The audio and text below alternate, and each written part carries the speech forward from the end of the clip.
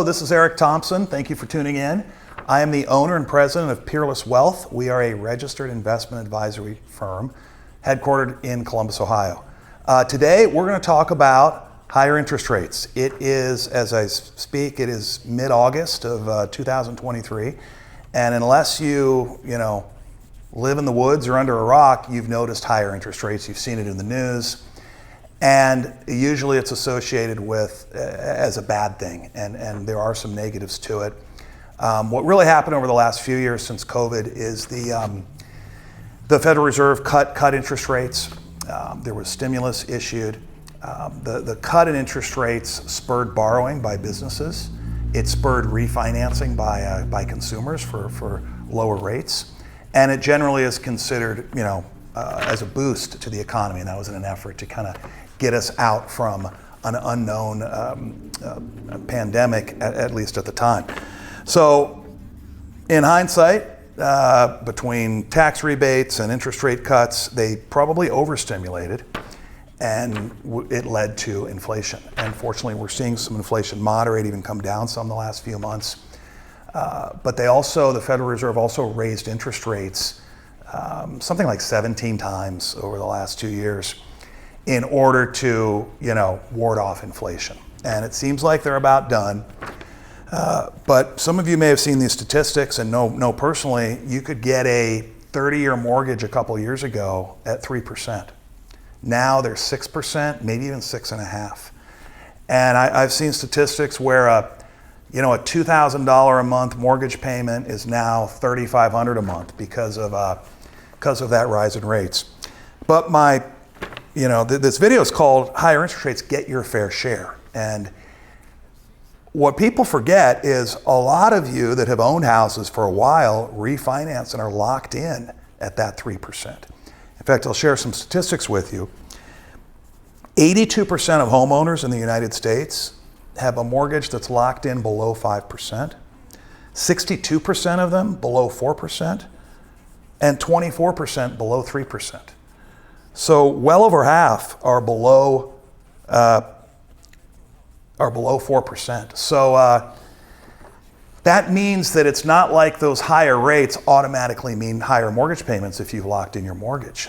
What it means is for new homeowners, if you're moving, if you want to upgrade, most mortgages are not portable. You can't take them with you and reassign them to a new house. Some are. FHA ones, by the way, are. But most are not. So you're forced to then go and pay a higher rate. And that is frustrating, especially if you're in a situation where you're forced to move. It's also frustrating for businesses that have debt coming due, that have to refinance that debt at higher rates. It's very frustrating for real estate investors. I have some clients that they'll buy rental properties and rent them out, and when you're paying 3 and 4% for long-term mortgages, you can make it work with cash flow.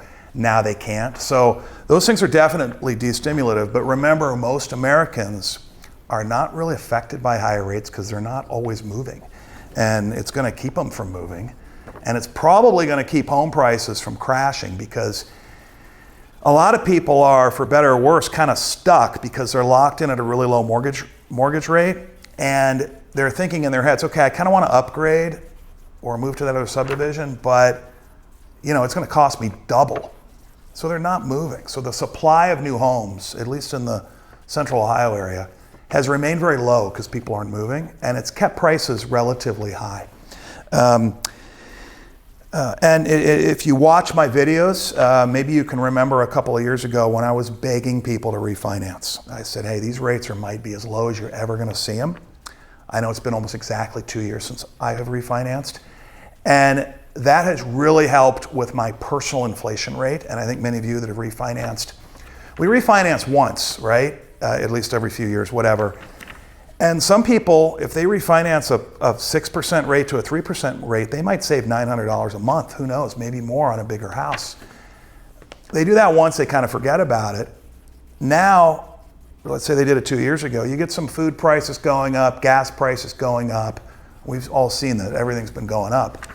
They've saved $900 a month. So they have sort of fought off the rest of inflation by doing something smart when they could. Renters, on the other hand, have not been able to do that, and rents have gone up, they've leveled off. But what about other things that are interest rate sensitive? Again, my video is called Get Your Fair Share. Well, most of you, if you're watching this video, will have at least some money in a emergency fund. Maybe it's a savings account at the bank.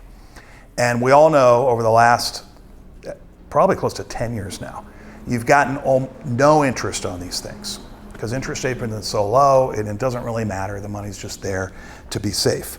Well, right now we can get good interest on these things. Money market accounts, high yield savings accounts, 4%, 5%, short-term CDs, 5.25%. I use a money market fund. I use one from Schwab. I use one from Fidelity, from Vanguard, and they're all right around 5%. That's guaranteed money. So what I mean by get your fair share is if you're keeping excess funds as an emergency fund at your local bank, make sure you're getting a reasonable interest rate. Most banks won't go ahead and automatically bump your rate up. But if you go ask them and you say, hey, I know rates are up, what do you guys have available? Then they might give you their high yield savings. Maybe it's 4%. Some banks won't because their balance sheets are so upside down. They have all these loans that are only paying them 3 or 4% and they can't afford to pay deposit holders 4 or 5% or they'll lose money. If that's the case, switch banks, talk to me. We can do a money market account. But to put this in perspective, if you have $10,000 in a savings rainy day fund, every 1% is $100 a year. So if you make 5% on that, that's $500 a year. If you have $100,000 in a rainy day fund, you've gone from $1,000 in interest to $5,000 in interest per year. So this is starting to move the needle now when it didn't used to. It's worth the conversation with your bank or with me if you're carrying especially larger, your safe money, not your money you're going to invest long-term in stocks, but the money you want to keep safe.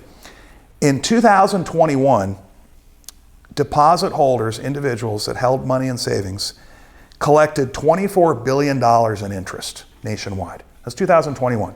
Last year, 2022, since interest rates have gone up, they've collected $79 billion, 3x more. This year, it's probably going to be over $100 billion.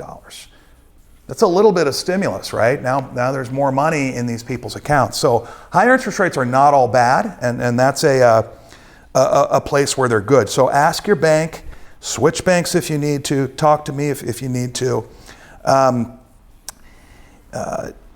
The other place higher interest rate helps is that for conservative investments like bonds, bond mutual funds, individual bonds, most of my retired clients have at least some of their portfolio in bonds because they rarely lose value and they tend to hold value when stocks go down. And these bonds pay interest, right? A couple of years ago, they were only paying 1% and 2% interest. Now they're paying 5 to 6.